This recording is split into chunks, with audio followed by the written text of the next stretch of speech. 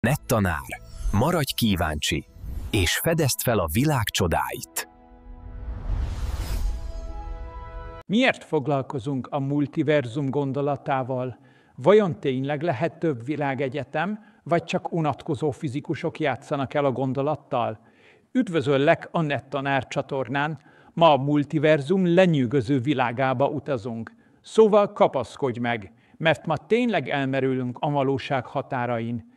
Előre figyelmeztetlek, ez a téma garantáltan felrobbantja az agysejteket. De ne aggódj, együtt szétszedjük, majd összerakjuk a kérdést. Kommentben jöhetnek a legmerészebb elképzeléseid is. Nos, ki ne gondolkodott volna el rajta legalább egyszer, hogy vajon ez az univerzum, ahol most hallgatsz, és ahol én itt magyarázok, vajon tényleg az egyetlen létező világ? Vagy lehet, hogy valahol, valamilyen módon létezik még egy univerzum, ahol minden pontosan ugyanolyan, csak a reggeli kakaó helyett teát ittál, vagy ahol egy kis döntésed miatt teljesen más életet élsz. Első hallásra ez kicsit őrültségnek tűnik, nem igaz? Az ember rögtön azt mondja, na most már tényleg túl sok science fiction filmet néztél, tanár úr. De várjunk csak. Nem lehet, hogy a valóság néha még a legvadabb filmeket is lepipálja? A fizika története tele van olyan fordulatokkal, amiket ha egy középkori parasztnak elmondasz, azt hiszi, hogy meglörültél. Lássuk be, 100 évvel ezelőtt azt hittük, hogy az egész világ mindenség nem nagyobb. Mint a tejútrendszer, aztán kiderült, hogy galaxisok milliárdjai vesznek körül minket. A multiverzum ötlete pont ilyen. Elsőre őrült, de ha az ember egy kicsit belegondol, rájön, hogy valójában a modern fizika néhány legmélyebb kérdése vezet ehhez a gondolathoz. És ami a legjobb, vagy legijesztőbb, hogy ez nem csak a távoli tudósok agymenése, hanem a valóság, amiben élünk, tényleg lehet, hogy csak egy csepp a végtelen óceánban. Vegyünk egy egyszerű példát. Képzeld el, hogy ülsz egy könyvtárban, ahol minden lehetséges könyv megtalálható. Nem csak az, amit te már olvastál, hanem minden, ami valaha lehetséges lenne. Hányféle könyv létezhet? Na most a multiverzum elmélet pont ezt mondja. A könyvtár nem csak a mi univerzumunk, hanem az összes lehetséges univerzum összessége. Az összes sztori, összes variáció, összes döntés valahol, valamilyen formában létezik.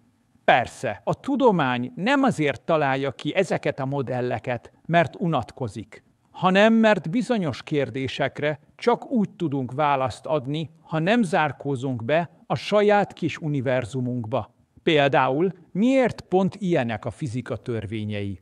Miért ennyi az anyag? Miért pont ilyen az elektromosság ereje? Miért pont ilyen a fénysebessége? Lehet, hogy csak azért, mert a mi univerzumunk éppen ilyen. A többi meg másmilyen. Ez a multiverzum első nagy filozófiai pofonja. Mi van, ha nem vagyunk különlegesek? Mi van, ha csak egy vagyunk a végtelen sok közül? Persze lehet legyinteni, ez csak elmélet. De a történelem azt mutatja, hogy a tudomány néha pont az ilyen őült gondolatokból születik újjá. Einstein is csak játszadozott a gondolattal, hogy mi lenne, ha utaznék egy fénysugárral. Ebből lett a relativitás elmélet. Most pedig a fizikusok játszanak a multiverzum ötletével. Ki tudja, lehet, hogy ebből lesz a következő nagy forradalom. Végül, mielőtt azt hinnéd, hogy ezt csak a tanárok, tudósok vagy a science fiction rajongók kedvéért találják ki, egy fontos gondolat. A multiverzum elképzelés nem csak elvont fejtörő, hanem rávilágít arra, hogy a valóság sokkal nagyobb, furcsább, elképesztőbb lehet, mint bármikor hittük. És ki tudja, lehet, hogy egy másik univerzumban most épp te magyarázod nekem ugyanezt a témát. Szóval maradj velünk, mert a következő fejezetekben tényleg belevetjük magunkat a multiverzum elmélet legérdekesebb, legmeglepőbb és legprovokatívabb részleteibe. Addig is írd meg kommentben.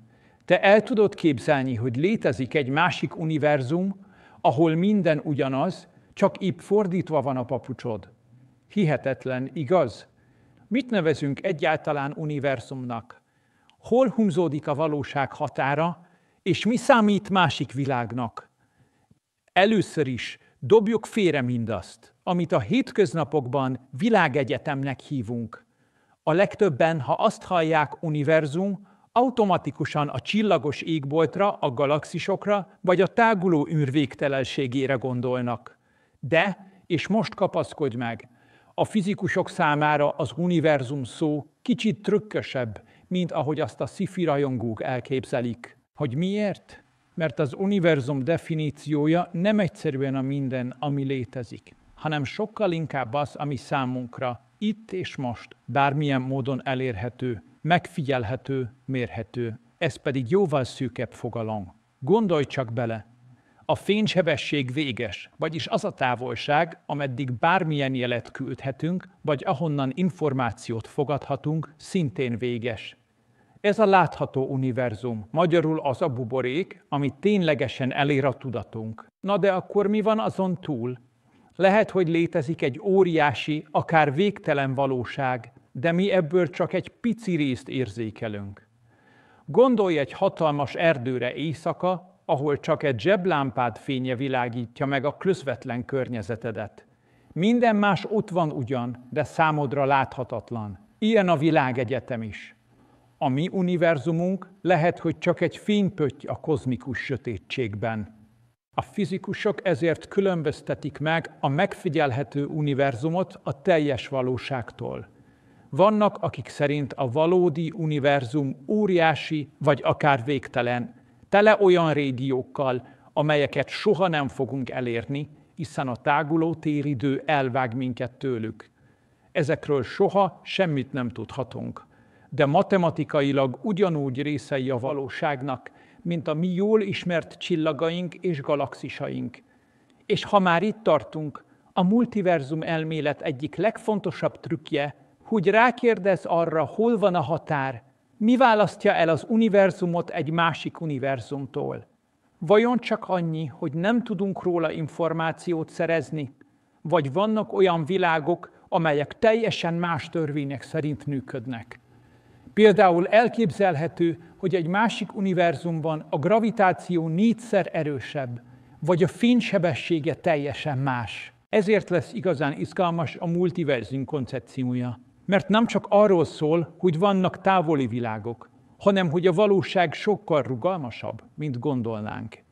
Egyes modellek szerint a másik univerzum akár az itt, a szobádban lévő levegőmolekulák között is lehet, csak éppen semmilyen módon nem lép kapcsolatba velünk. Más modellek azt mondják, ezek a világok örökre el vannak vágva tőlünk, mintha egy soha át nem törhető fal választaná el őket. És hogy mindez mennyire őrültnek hangzik. Nos, emlékezz arra, hogy a tudomány története tele van olyan ötletekkel, amik eleinte abszurdnak tűntek. Aztán hirtelen mindenki számára magától értetődővé váltak. Gondolj csak arra, hogy Galileo Galilei idejében az, hogy a Föld kering a nap körül, szó szerint eretnekség volt. Ma pedig ez már unalmas alapvetés. Ki tudja, 100 év múlva talán minden gyerek tudni fogja, hogy az univerzum csak egy a sok közül. A lényeg az, hogy mit nevezünk univerzumnak, mindig attól függ, honnan nézzük, és milyen mélyen merünk rákérdezni a valóság határaira. És a multiverzum elmélete pontosan arra ösztönöz, hogy mindig merjünk kételkedni abban, amit egyetlen valóságnak hívunk.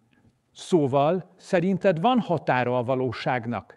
Hol kezdődik, inkább hol végződik a te univerzumod? Milyen multiverzum modellek léteznek? Tényleg ennyiféle világegyetem? Na most jön az igazi sci-fi robbanás. Ha azt hitted, hogy a multiverzum csak egy fura, elvont ötlet, készülj fel! A tudományos gondolkodásban legalább céltucat, komolyan vehető multiverzum modell kering, és ezek között annyi különbség van, hogy néha még a fizikusok is összekeverik őket. Nézzük, milyen típusú világokkal dobálózik a modern fizika. De ne aggódj, lefordítom mindezt hétköznapi nyelvre. Az első és legegyszerűbb az inflációs multiverzum. Képzeld el az ősrobbanás utáni univerzumot, ami az első pillanatokban hihetetlen sebességgel tágult. Na most a kozmikus infláció szerint ez a felfúvódás nem egyetlen pontból indult, hanem olyan, mintha buborékok pattognának egy forró levesben. Mindenhol és minden időben keletkezhetnek új buborékuniverzumok. Ezek a buborékok egymástól teljesen elszigetelten fejlődnek tovább. Így lehet, hogy mi csak az egyik vagyunk a sok közül. Az igazi poén, ezek a buborékuniverzumok akár teljesen más fizikai törvények szerint is működhetnek. Egyikben nincs gravitáció, másikban nincs fény. Elég vad világ, igaz? A második nagy csoport a kvantumvilágok. A kvantummechanika egyik legmerészebb értelmezése, az úgynevezett sokvilág elmélet azt mondja, minden alkalommal, amikor valami bizonytalan történik, például feldobsz egy pénzérmét, az univerzum szó szerint elágazik, és mindkét lehetőség megvalósul egy-egy saját világban. Tehát egy világban fej, egy másikban írás. Na ezért nem érdemes lottózni. Valahol már biztosan milliómos vagy, csak épp nem ebben az univerzumban. Ez a modell különösen durva, mert azt állítja, hogy a multiverzum minden pillanatban végtelenül sokszor szétágazik. A harmadik izgalmas lehetőség a Hur univerzumok világa. A Hur elmélet szerint minden részecske apró, rezgő húrocska, amelyek különböző módon rezegnek, és ezekből áll össze az anyagvilága. De ez az elmélet csak akkor működik, ha a valóság több dimenziós, és ezek a dimenziók lehetnek annyira eldugottak, hogy soha nem is látjuk őket. Sőt, a Hur elmélet szerint akár különálló univerzumok is lehetnek a szomszédos dimenziókban. Olyan közel, hogy egymás mellett ülünk, de soha nem találkozunk. Van még a holografikus univerzum ötlete is. Ez azt mondja, hogy mindaz, amit érzékelünk, egyfajta kivetített valóság, mint amikor a moziban nézed a filmet, de a valódi információ egy másik, rejtett csíkon van elmentve. Itt a mi világunk csak egy 3D-s árnyék, amit egy bonyolultabb háttér vetít rá a téridő színpadára. Igen, mintha a Matrixban lennél, csak ezúttal tényleg tudományos alapon. Ne feledkezzünk meg a matematikai univerzumokról sem. Egyes matematikus fizikusok élükön Max Tegmarggal azt mondják, minden, ami matematikailag leírható, valahol létezik is. Ha ez igaz, akkor az összes elképzelhető valóság, amit csak ki tudsz számolni, valahol megvalósul, még az is, amiben te vagy a világ legjobb trombitása, vagy ahol az alma leesik a fáról, de felfelé. És ha mindez nem lenne elég, ott a szimulációs univerzum elmélete lehet, hogy mindez csak egy isteni, vagy elképesztően fejlett idegen, vagy éppen jövőbeli emberi számítógép futóprogramja vagyunk. Egyesek szerint a valóság minden furcsasága, például, hogy a fizikai állandók épp olyanok, amilyenek, épp abból fakad, hogy valaki valahol beállította ezeket a paramétereket egy kísérleti szimulációban. És persze, mint minden jó videójátékban, itt is lehetnek glitchek, hibák a Matrixban. Szóval multiverzum buborék, kvantum elágazás, hurdimenzió, hologram, szimuláció vagy végtelen matematikai világ, a lehetőségek száma végtelen. Egy dolog biztos, a tudomány soha nem volt ilyen pimaszul bátor és ötletes, mint manapság. És persze, a kérdés örök. Vajon melyik univerzummodell, vagy talán több is, tényleg valóságos? Gondolkodj el rajta. Ha választanod kellene, melyik világban élnél legszívesebben? Vagy tényleg elég neked a saját univerzumod? Hogyan próbáljuk igazolni vagy cáfolni a multiverzum elméleteket? Egyáltalán lehet bizonyítani valamit, ami elérhetetlen? Na most kapaszkodj! A tudomány egyik legmenőbb és legszusztrálóbb kérdése, hogy honnan tudhatjuk, valójában létezik-e a multiverzum, vagy csak jól hangzó fantáziálás az egész. Itt jön képbe a tudományos módszer igazi hardcore oldala. Bizonyítani csak olyasmit tudunk, amiből van mérhető, megfigyelhető nyom.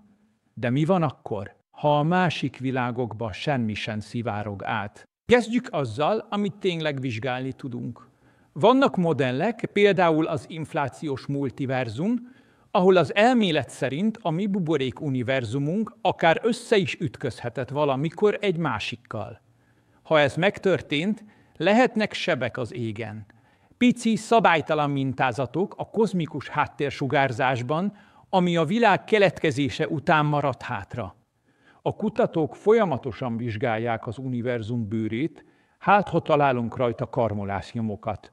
Eddig semmi kézzel fogható. De a keresés izgalmas, olyan, mint amikor egy kalandor kincskereső egy hatalmas szántóföldön próbálja megtalálni a legapróbb aranypénzt. A kvantumvilágok esetében a helyzet még izgalmasabb, és persze bosszantóbb. Az elágazó világok elmélete logikailag koherens, matematikailag gyönyörű.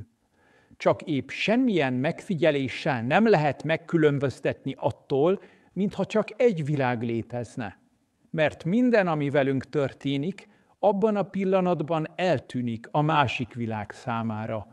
Szóval, ha a multiverzum minden ága láthatatlan a többieknek, mivel mérnénk meg őket? A Hur elméletnél sincs könnyebb dolgunk. Ott leginkább az extra dimenziók léte lenne a nagy áttörés. De ezek olyan parányiak vagy olyan messzi világokban vannak, hogy jelenlegi technológiánk nem tud hozzájuk férni. Ha egyszer sikerülne kimutatni, hogy tényleg léteznek elhajlott téridő dimenziók, az áttörés lenne a multiverzum kutatásban. De jelenleg ez olyan, mint egy vakontúrás alatt keresni a Szaharát. A matematikai multiverzumokat vagy szimulációkat illetően a helyzet még trükkösebb, hiszen hogyan lehetne megmérni egy matematikai lehetőséget, vagy bizonyítani, hogy tényleg egy szimulációban vagyunk. Néhány fizikus azzal kísérletezik, hogy keresnek furcsa szabálytalanságokat a fizikai törvényeinkben, ami kódhibára vagy egy szimulációs pixelesedésre utalhat. De egyelőre ilyesmire sincs konkrét bizonyíték. Bár ki tudja, lehet, hogy minden alkalommal, amikor a számítógéped lefagy, egy másik univerzumban valaki épp túlmelegítette a szervert. A filozófusok pedig imádják ezt a helyzetet. Szerintük minden tudomány határa ott van, ahol már nem tudunk mérni, megfigyelni. De azért a tudomány optimista. Sokszor fordult már elő, hogy olyan dolgokat is megtaláltunk, amiket előtte teljesen lehetetlennek tartottunk. Például a fekete lyukakat. Először matematikai furcsaságnak hitték, ma pedig minden második galaxis közepén ott pöffeszkedik egy ilyen szörnyeteg. Összefoglalva a multiverzum elméletek igazolása jelenleg inkább hit, bátorság és kíváncsiság kérdése, mint sziklaszilárd bizonyítékoké. A tudomány nem zárja ki, hogy egyszer lesznek konkrét jelek, amik átütnek a világok közti falon, de addig marad a felfedezés öröme, a vadképzelet és a bátor kutatók, akik nem félnek nagyot álmodni. És ki tudja, lehet, hogy pont egy kíváncsi, pimasz hallgató, mondjuk te, fogod megtalálni az első nyomot, ami végül bizonyítja, hogy tényleg nem vagyunk egyedül. Mi köze a kvantummechanikának és a végtelenség fogalmának a multiverzumhoz? Lehet, hogy a valóság tényleg végtelenül sokszínű. Oké, most kapaszkodj, mert jön a fizikatanári varázspálca. Ha azt hiszed, hogy a multiverzum csak valami lila köd, gondolj bele, hogy a modern fizika két legőrültebb területe, a kvantummechanika és a végtelenség fogalma pont oda vezet, hogy a világ nem csak egy lehet, hanem szó szerint végtelenül sok. És most nem arról beszélek, amikor valaki 5-ösre írja a dolgozatot, mert minden lehetőséget kipipált, hanem tényleg minden megtörténik, valahol, valamikor. A kvantummechanika alapja az, hogy a részecskék, ezek a pici kis energiacsomagok soha nem döntik el előre, hogy mit csinálnak. Egy elektron például egyszerre lehet 2 helyen, amíg meg nem nézzük, hol van. Ez az úgynevezett szuperpozíció. Olyan, mint amikor nem tudod, hogy egy csomagban csoki vagy répa van, amíg ki nem bontod. Most képzeld el, hogy minden ilyen döntésnél akár egyetlen elektron is ketté válik a valóság. Egy világban csoki, egy másikban répa. Ezt a kvantummechanika sok világ értelmezése mondja ki, és bármennyire is abszurd, egyre többen gondolják úgy, hogy ez lehet az igazság. És itt jön be a végtelenség. A világegyetemről sokáig azt hittük, hogy nagy, de véges. Most viszont komoly fizikusok, nem csak a science fiction írók, arról beszélnek, hogy lehet, hogy az univerzum tényleg végtelen, vagy legalábbis annyira nagy, hogy minden megtörténhet benne valahol. Ha egy végtelen világban vagy, akkor minden, ami fizikailag lehetséges, előbb-utóbb bekövetkezik, bármilyen valószínűtlen is. Vagyis valahol van egy világ, ahol minden pontosan ugyanúgy történt, mint itt, kivéve, hogy te most egy piros pólóban hallgatod a podcastet, nem kékben. De miért is jó ez nekünk? Vagy mitől lesz ez több, mint egy agytornáztató trükk? Azért, mert a kvantummechanika és a végtelenség kombinációja teljesen új értelmet ad a valószínűség fogalmának. Lehet, hogy ami itt elképesztően ritka, például, hogy egy szupersztár énekes leszel, egy másik világban teljesen megszokott. Sőt, végtelen sok univerzumban van belőle egy szupersztár, és végtelen sokban énekelsz fürdőszobában hamisan. Hihetetlen, igaz. És igen, ettől az egész egy kicsit filozofikus lesz. Mi értelme van a döntéseinknek, ha úgyis minden lehetséges változat megvalósul valahol? Nem lesz ettől értéktelen az, amit csinálunk? Vagy épp ellenkezőleg, minden apró tettünk végtelen univerzumra van hatással? Ez a kérdés az, ami a multiverzum témáját messze túlmutatja a fizika tankönyveken, és belevisz minket a lét igazi nagy misztériumába. És akkor még egy kis humor a végére. Ha úgy érzed, hogy néha nem érted a kvantummechanikát, ne aggódj. Niels Bohr, a kvantumelmélet egyik atya is azt mondta, hogy aki azt hiszi, hogy érti, az biztosan félreérti. Szóval, ha most egy kicsit összezavarodtál, gratulálok. Pont jó úton jársz. Hogyan lehet elképzelni a multiverzumokat? Milyen mindennapi példákkal és gondolatkísérletekkel érthetjük meg ezt a vad koncepciót? A multiverzum első hallásra tényleg olyan, mint egy filozófiai agytorna, vagy egy kicsit túltolt science fiction regény, de valójában vannak nagyon is földhöz ragadt, mindennapi példák és vicces gondolatkísérletek, amelyekkel bárki könnyen megértheti a lényeget. Képzeld el például, hogy bemész egy hatalmas fagyizóba. Az összes íz ott van, csoki, vanília, eper, pisztácia, mangó, és még az is, amit soha nem próbáltál ki. Az univerzumok világa is ilyen. Mindegyik egy kicsit más, de mindegyik létezik valahol. Csak épp te mindig csak az egyik gombócot kapod meg egyszerre. Most képzeld el, hogy minden egyes választásod, egy gombóc csoki vagy 2 gombóc citrom, valahol egy másik univerzumban másképp alakul. A te döntéseid, sőt, még a véletlen események is mind új világokat indítanak el. Vagy gondolj bele a következőbe. Ha feldobsz egy pénzérmét, az egyszerre fej és írás. Legalábbis, amíg le nem nézel rá. Az egyik világban fej, a másikban írás. És te mindig csak az egyik változatot látod. De mindkettő megtörténik, csak a saját szálad nem kereszteződik a többivel. Olyan ez, mint amikor egy társasjátékban különböző pályákon indulsz el. Lehet, hogy a végén mind ugyanoda juttok, de minden döntés új lehetséges történetet teremt. Egy másik kedvenc példán, képzeld el, hogy a világ olyan, mint egy könyvtár, ahol minden könyv egy lehetséges történet, amit csak elképzelhetsz. Vannak könyvek, amikben minden pont ugyanúgy történik, mint a te életedben. Egészen addig, amíg egy kis dolgot másképp nem teszel. Onnantól kezdve a könyv sztoria is más lesz. Ha ezt átvisszük a multiverzumokra, minden döntésed, minden véletlen esemény egy új könyvet ír, ami valahol létezik. Sőt, ott a klasszikus Schrödinger macska gondolatkísérlet is. Itt egy szegény macska egy dobozban egyszerre él is, meg nem is, amíg ki nem nyitod a dobozt. A multiverzum elmélet szerint a világegyetem ebben a pillanatban tétfelé ágazik. Azt egyikben a macska él, a másikban, inkább nem részletezem. Így minden egyes bizonytalan esemény szó szerint új univerzumokat teremt. De a legföldragadtabb példa mégis az, amikor egy nap teljesen máshogy alakul. Csak mert elaludtál, egy másik univerzumban időben felkeltél, és az egész napod, sőt talán az egész életed másképp alakul. Kicsit vicces belegondolni, hogy talán létezik egy olyan világ, ahol most épp te vagy a fizikus, és én hallgatom a magyarázatodat. Ez az egész nem csak filozófiai játék. A multiverzum gondolata abban is segít, hogy jobban megértsük a saját felelősségünket. Minden kis döntés, minden pillanat számít. Még akkor is, ha valahol, valamikor teljesen máshogy történik minden.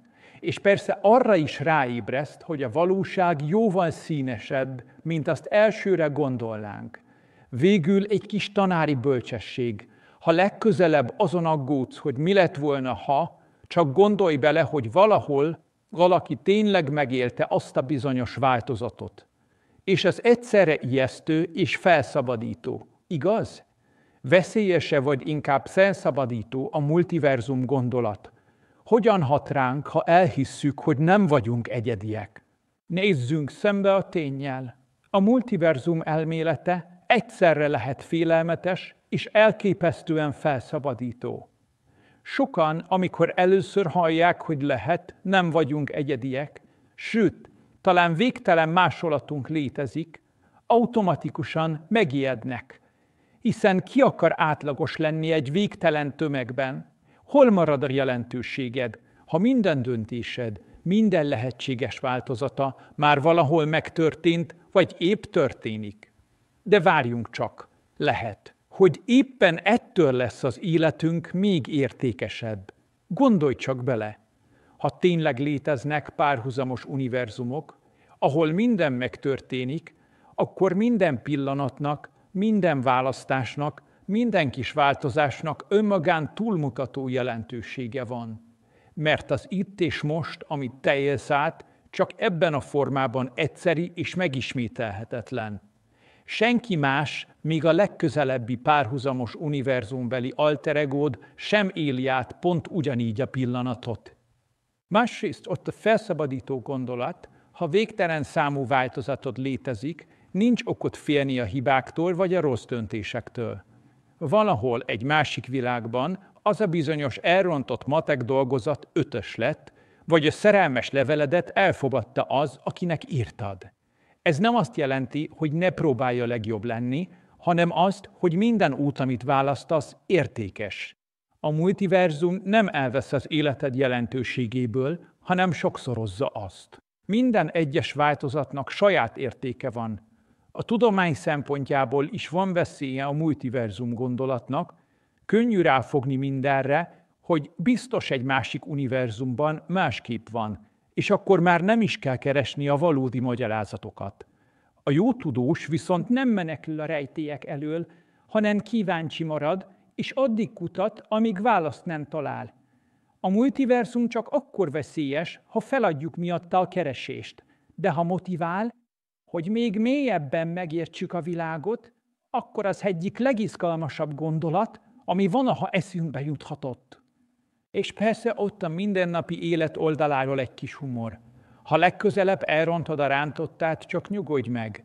Egy másik univerzumban most biztosan Michelin-csillagos szakácsként főzöl.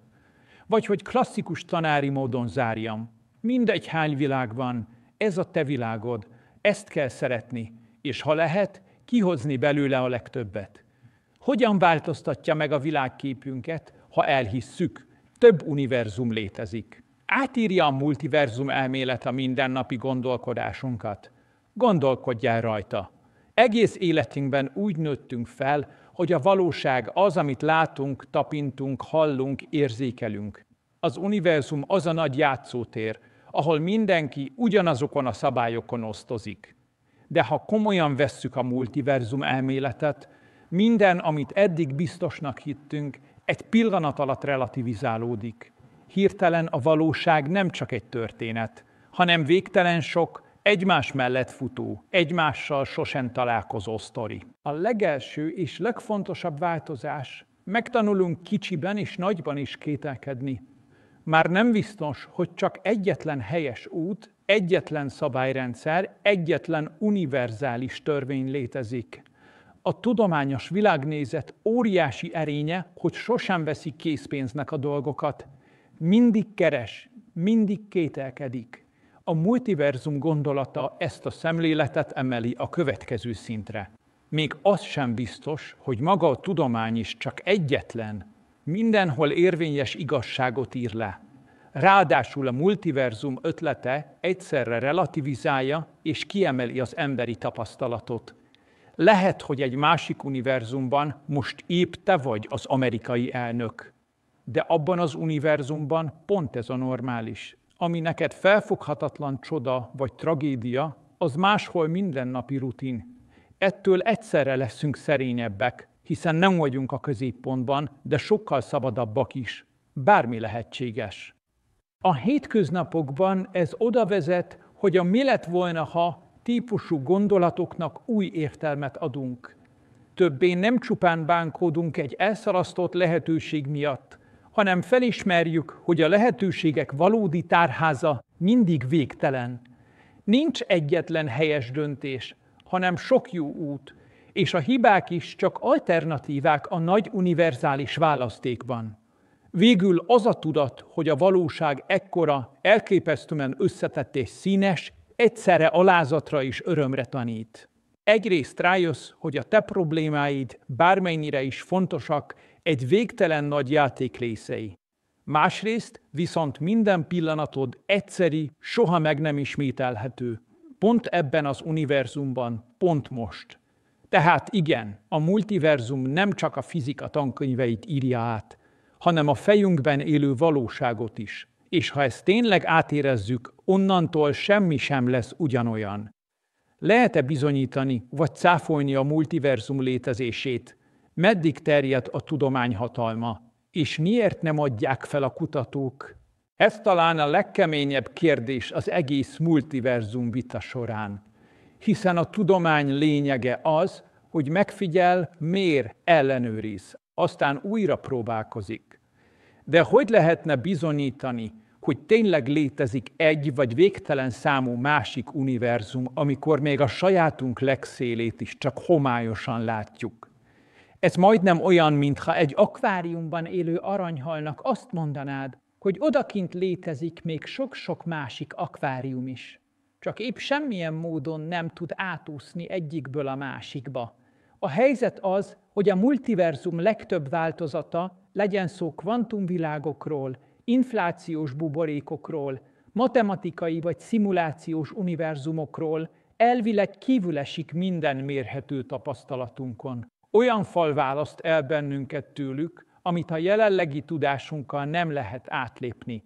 És ez óriási kihívás, mert amit nem lehet megfigyelni, az nagyon nehezen érthető meg. Arra a klasszikus tudományos módszer nem is nagyon szeret válaszolni.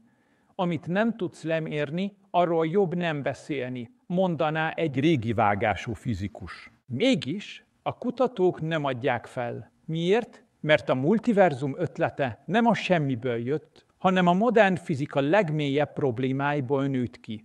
Amikor az inflációs kozmológia, a húrelmélet vagy a kvantummechanika egy-egy furcsa jelenségére magyarázatot keresünk, egyre többször bukkan elő a multiverzum szükségszerűsége. Olyan, mint amikor egy kirakósban az utolsó darab csak egy új asztalnál fér el. Lehet, hogy tényleg nagyobb a kép, mint gondoltuk.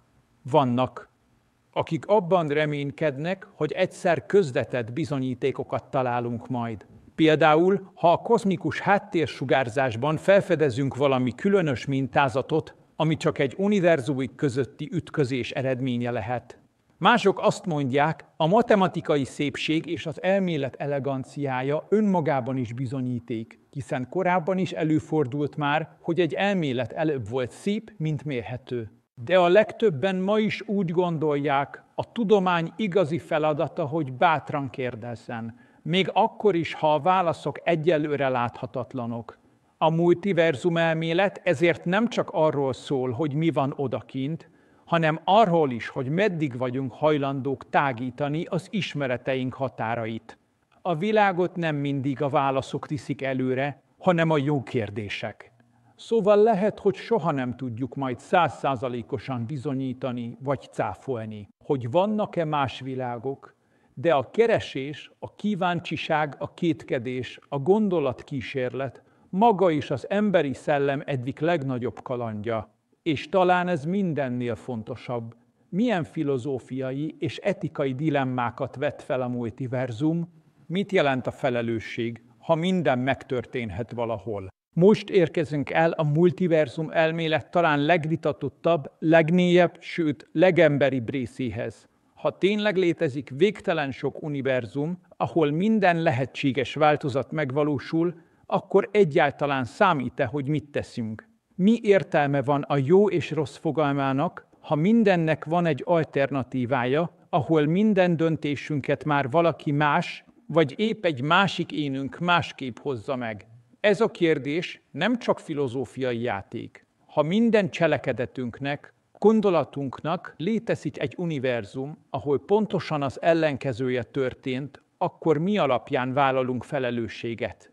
Sokan félnek ettől a gondolattól, mert úgy érzik, hogy a tetteknek, a morálnak, sőt az egyéni sorsnak sincs jelentősége többé.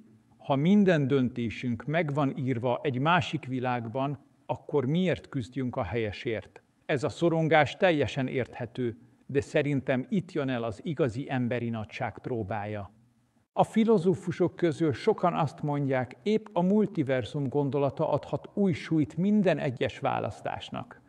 Mert bár lehet, hogy létezik egy világ, ahol mást teszel, de ebben a valóságban te vagy felelős a saját tetteidért. A saját univerzumodban te írod a történetedet. A döntéseid valódiak, hiszen csak ebben az univerzumban, csak ebben az egyetlen pillanatban teheted meg őket. Ez nem csökkenti a morális jelentőséget, hanem éppen kiemeli. A végtelen sok lehetőség között pont ebben a világban, pont most döntesz így vagy úgy, és ettől lesz minden pillanat igazán értékes. És ott van az empátia és a közös sors kérdése is.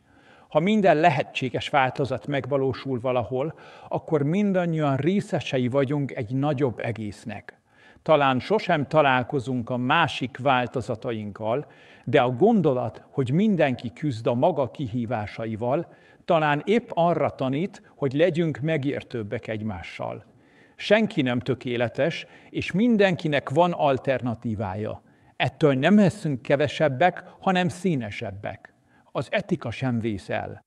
A minden megtörténhet, pont ezért kell felelősséget vállalni azért, amit ebben az univerzumban teszünk. Nem menekülhetünk el a döntéseink elől azzal, hogy majd egy másik világban jóvá teszem. A saját világunkban kell kiállni a jóság, az igazság, a tudás mellett. Végül a multiverzum nem felmentés, hanem meghívás, hogy tudatosabban, bátrabban és szeretetteljesebben éljünk. Ha minden világ lehetséges, akkor épp ebben a sajátodban kell megmutatni, mire vagy képes emberként. Ez az igazi univerzális kihívás, és talán épp ettől válik a multiverzum elmélet nem csak fizikává, hanem élethivatássá. Köszönöm, hogy velem tartottál ebben a tudományos utazásban. Igazán különleges élmény volt együtt felfedezni a multiverzum rejtélyes világát. Nagyon kíváncsi vagyok a gondolataidra. Szerinted létezik több univerzum, vagy mindez csak elméleti játék? Írd meg kommentben, hogyan képzeled el a saját másik világodat, vagy csak oszd meg, melyik gondolat ragadott magával legjobban. Ha tetszett a műsor, ne feledd, csatlakozhatsz a NetTanár közösségéhez csatornatagként is, így még több exkluzív tartalom és közös gondolkodás vár rád. Ha szeretnél mindig értesülni az új videókról, iratkozz fel, és nyomd meg a harangikont, hogy egyetlen tudományos kalandról se maradj le. Nézz körül a csatornán, mert számos más izgalmas témát is feldolgozunk, az univerzum titkaitól az emberi agy rejtélyéig. A mindennapi élet nagy kérdéseitől a legújabb felfedezésekig. Biztos vagyok benne, hogy mindenki talál magának egy olyan világot, amiben elmerülhet. Találkozzunk a következő videóban. Addig is maradj kíváncsi, és fedezd fel a világ csodáit. NetTanar. Stay curious. and discover the wonders of the world.